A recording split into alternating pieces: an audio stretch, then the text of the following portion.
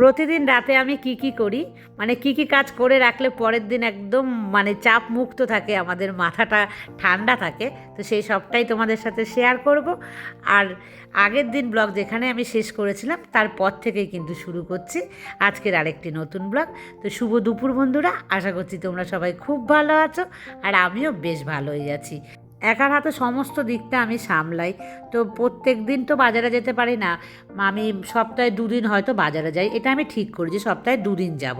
একদিন গেলে বেশি মানে মাছটা অতদিন রেখে খেলে আমার ভালো লাগে না, তো সপ্তাহে দুদিন, জোর হলে 3 দিন, এর বেশি কিন্তু আমি কখনোই যাই না। মানে যেহেতু একা হয়ে গেছে সেই কারণে, মেয়ে থাকলে একটু ঘন ঘন যেতাম। আর আমাকে এটা মানে আমার বাজার করা দেখে জুই আমাকে বলেছে যে আমি যদি বিকেলবেলার দিকটাতে বাজার করি তাহলে কিন্তু সুবিধা হয়। জুই একদমই ঠিক কথাই আমাকে বলেছে যে বিকেলবেলা তো একটু কাজকর্ম আমাদের কম থাকে, তখন গেলে বাজারটা মানে করে আনলে ভালো হয়, গুছিয়ে গাছিয়ে রেখে দিলাম। কিন্তু বিশ্বাস করো জুই, আমার বিকেলবেলা বাড়ি থেকে বেরোতে একদম ইচ্ছে করে না। আর তার চাইতেও বড় কথা হচ্ছে, আমাদের যে বাজারটা তোমাদের সাথে আমি শেয়ার করি, এই বাজারটা কিন্তু বিকেলবেলা বসে না এখানে। এই বাজারটা বিকেলবেলা একটু দূরে বসে, দূরে বলতে আমাদের কৃষ্ণনগর স্টেশন যে আছে, একদম ওই স্টেশনে বসে বাজার। তো ওটা আমার বাড়ি থেকে একটু দূর হয়। আর তার চাইতেও বড় কথা, রাতের বাজারে দেখবে খুব ভালো জিনিস কিন্তু পাওয়া যায় না। এত দোকানপত্র তো ওখানে বসে না, ওখানে অল্প কয়েকজন বসে, অল্প কয়েকজন মাছালা বসে। তো সেই কারণে কি বলো তো, গেলে পর আমার পছন্দও হয় না ভালো কিছু। আর মানে ভাবি যে থাক, আবার তাহলে সকালবেলায় যাব, একটু কষ্ট হয়ে গেলেও মানে দেখে শুনে সমস্ত জিনিসগুলো নিয়ে আসবো। তো এই কারণে আমার কিন্তু যাওয়া হয় না। আর মেয়ের ওখানে প্রচণ্ড গরম, তোমাদেরকে বলেছি, মেয়ে তো গরমে ঘুমোতে পারছে না। সেটা শুনে জুই কিন্তু আমাকে এটাও বলেছে যে মেয়েকে একটা যদি কুলার কিনে দিই। হ্যাঁ, একটা ছোটো ওর সাইজের মানে একার মাপের একটা যদি কুলার কিনে দিই তো ভালোই হতো। কিন্তু মেয়ে কিছুতেই কুলার ব্যবহার করতে চায় না, ও একদমই পছন্দ করে না কুলার থেকে হালকা কিন্তু জল ছেটে।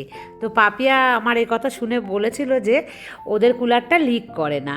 তো আমার কুলারটাও জানো তো লিক করে না, যারা মানে ব্যবহার করো তারা জানো, মাঝে মাঝে কিন্তু কুলার থেকে জলটা ছেটে। কারণ আমার কুলারে কিন্তু জল দিতে হয়, এয়ার কুলারটা নয় যেটা শুধু হাওয়াতে চলবে। আমারটা হচ্ছে জল দেওয়া কুলার ছিল, অনেক বড়। জল দিলে কী হয়, জলটা মানে হাওয়াটা ভীষণ ঠান্ডা লাগে। ঠান্ডা লাগতো বেশ ভালোই, যেহেতু অনেক বড় কুলার। কিন্তু জল যেহেতু দিতাম সেহেতু মাঝে মাঝে কিন্তু ছিটকাবে, লিক হতে হয় না কুলারের। তো যাই হোক, সেই জন্য আমার মেয়ের একদমই পছন্দ না। তো ও বলেছে না, আমি কুলার ব্যবহার করবো না, থাক, একটু কষ্ট করে আমি থেকে যাই। আর একটা বায়না জানো তো বলি তোমাদেরকে, আমার মেয়ে যখন ধরো চলে যাবে বাইরে পড়াশোনা করতে, এটা তো আমরা 10 দেওয়ার পরেই ডিসিশন আমাদের হয়েছিল, মেয়ে কিছুতেই শুনবে না, ও যাবেই পড়তে। তো ওর ডিসিশনটাকে আমরা দিয়েছিলাম প্রায়োরিটি, যে ঠিক আছে ও যেটা চায়, নাহলে তো এখানে থাকলে আবার বলবে এটা হলো না। আমাকে বলে দিয়েছে যদি এখানে থেকে চাকরি বাকরি না পাই তাহলে কিন্তু কিছু বলতে পারবে না, আর সারা জীবন কি শুধু পড়াশোনা করে যাব। তো এরকম অনেক রকম মানে অনেক কথার পরেই তো এই সিদ্ধান্ততে এসেছি মেয়েকে দেওয়ার কথা, মানে এত সাহস বুকে জুগিয়েছি অনেক লড়াইয়ের পর। তো যাই হোক, তো মেয়ে তখন কি বলেছে শুনবে, হাসবে তোমরা। মেয়ে বলেছে যে মামাম যদি ওখানে যাই না, তাহলে কিন্তু একটা তুমি আমাকে ওয়াশিং মেশিন বাবাকে বলবে কিনে দিতে, আর একটা হচ্ছে ফ্রিজ কিনে দিতে বলবে খাবারগুলো রাখার জন্য, আর ওয়াশিং মেশিন হলে আমাকে কাচতে হবে না। তখন আমি বলেছি এত কিছুর যদি বায়না হয় তোমার, তাহলে তোমার যেতে হবে না, ওখানে পড়াশোনা শিখতে যাওয়া নাকি হচ্ছে ওখানে আরামে রিল্যাক্সে থাকার জন্য। তখন বলছে যে না, তাহলে জামা কাপড় কী করে কাচবো। তখন তো ওর বাবা বলল যে তোর কোনো চিন্তা নেই, আমরা মানে সেরকমই হোস্টেল দেখব। আর যারা আমার পুরানো মানে আমার বন্ধুরা, তারা তোমরা জানোই আমার মেয়ের ওখানে কিন্তু জামা কাপড় হাতে কাচতেই হয় না মেয়েকে, মেয়ের থালা বাসনও কিন্তু ধুতেই হয় না, কারণ হোস্টেলের কাছেই মানে ওই সমস্ত চার্জ দেওয়াই থাকে। তো ওরাই কিন্তু সমস্ত কাজগুলো করে। আর মেয়ে যদি নিজে নিজে কখনো মাংস ডিম রান্না করে, সেইগুলোর বাসনপত্র কিন্তু মেয়েদের নিজেদেরকেই ধুতে হয়। ওরা কোনো রকম ডিম মাছ মাংস জিনিস কিন্তু ধরেও না, আর ওরা নিজেরাই ঘরে লুকিয়ে লুকিয়ে করে, বা যদি ওদের হোস্টেলের ওপরেও গিয়ে করে তাহলে কিন্তু ওরা ওগুলো নিজেরাই মুছে নেয়। আর বন্ধুরা দেখো, সন্ধে হওয়ার আগে কিন্তু আমি আবার দৌড়ে আসলাম, মানে ঝড় উঠেছে হঠাৎ করে। তোমাদের ওখানে এরকম হচ্ছে? কি পাগল ঝড় উঠেছে দেখো, আমি মানে বুঝতেই পারিনি ওই যে বিছানা চাদর মাদর পাচ্ছিলাম তো বুঝতে পারিনি, এসে দেখছি দেখো সমস্ত ক্লিপ ছেড়ে কোথায় চলে গেছে, শুধু নেট দেওয়া আছে বলে, নাহলে কোথায় কোথায় যে পড়ে যেত জামা কাপড়গুলো। দেখেছো আমার মানে কষ্টটাই মাটি হয়ে গেল। এই ঝড় বৃষ্টি হলে না এতটাই কষ্ট হয়, দেখো সমস্ত মাটিতে। এই জিনিসগুলোকে আর মানে না ধুয়ে আর ব্যবহার করা যাবে বলো? দেখো সমস্ত পড়ে গেছে, আমার মাথাটাই ঘুরে গেছে।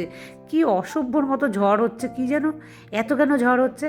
আর আগের দিন ঝড় বৃষ্টির সময় আমি এসেছিলাম না ছাদে, তো আমাকে সঞ্চিতা বলেছিল যে সোনামা তুমি কিন্তু এসো না, বাজ পড়ে। একদম ও ঠিকই বলেছে।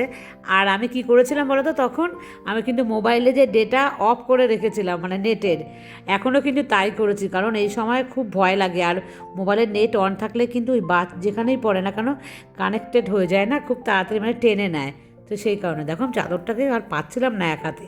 তো যাই হোক, আমি তো মোবাইলে স্ট্যান্ড নিয়ে আসিনি, তাই তোমাদেরকে দেখাতে পারলাম না ঠিক করে। আর আমার এখানে গাছপালা খুব একটা নেই, তো এই 2-1টা গাছপালা আছে, তাতেই বোঝা যাচ্ছে। আর তোমাদেরকে দেখাই বন্ধুরা, আমার যে সুপুরি গাছ যেখানে যে সাপ চলে গেছিলো, এই দেখো এই টপটার পাশ দিয়ে সুপুরি গাছ যে ডালগুলো, এই ডালে একটা বেঁকে গিয়ে কিন্তু আমার জানলার কাছে ছিল, তো সেটা দিয়েই কিন্তু সাপ ঢুকেছিল।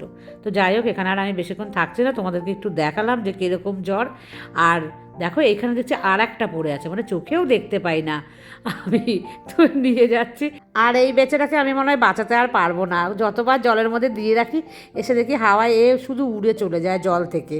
তো যাই হোক বন্ধুরা, দেখো আমি এখন পালিয়ে যাই, কারণ প্রচুর হাওয়া দিচ্ছে আর এখানে কিন্তু দাঁড়িয়ে থাকাটা সেফ নয়।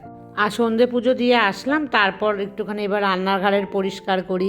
এটা কিন্তু প্রতিদিন রাতে আমাকে করতেই হয়, দিনের বেলা না পারলে রাতেরবেলা করে রাখি। তো কীভাবে রাখি ঝটপট সবটাই তোমাদের সাথে শেয়ার করব। আর বন্ধুরা, যে জামা কাপড়গুলো নিয়ে আসলাম না, কি হলো বলো তো, আমি তো শুধু বিছানা চাদরটা তোমরা দেখতে পেলে যে ওই তারের মধ্যে ঝুলছিল, তো সেটাকে শুধুমাত্র আমি ভাঁজ করে রেখেছি।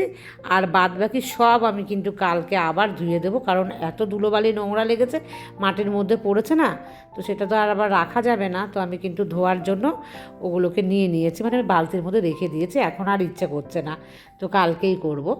আর এখন ছাদে দিলেও যদি আবার হাওয়াতে পড়ে যায়, তো সেই জন্য কিন্তু আর আমি দেইনি। আর যে লিকুইডটা বানাই সেটা দিয়েই কিন্তু দেখো আমি পরিষ্কার করছি। এটা যদি সপ্তাহে এরকম একদিন করে এইভাবেও পরিষ্কার করো, তাহলেও কিন্তু ভালো পরিষ্কার থাকে। আমি কলিন টলিন কিছুই কিন্তু আজকে আর আমি দিইনি এটার মধ্যে, এই লিকুইডটা দিয়ে কিন্তু এইভাবে আমি পরিষ্কার করি মাঝে মাঝেই। আমাকে কাল কমেন্টস করেছে একজন, সে আমাকে লিখেছে যে কাকিমা একবারও আমার নামটা নিলে না, খারাপ পেলাম। তো খারাপ পেও না, আমাকে কাকিমা বলেছে মানে তুমি সোনা মেয়ে একটা, তো তোমাকে আমার অনেক আদর। তো তোমার নামটা আমি জানতে মানে চেয়েছিলাম, বলেছিলাম যে তুমি একবার বলো, আমি আসলে ভুলে যাই জানো তো, গুলিয়ে ফেলি না লিখে রাখলে।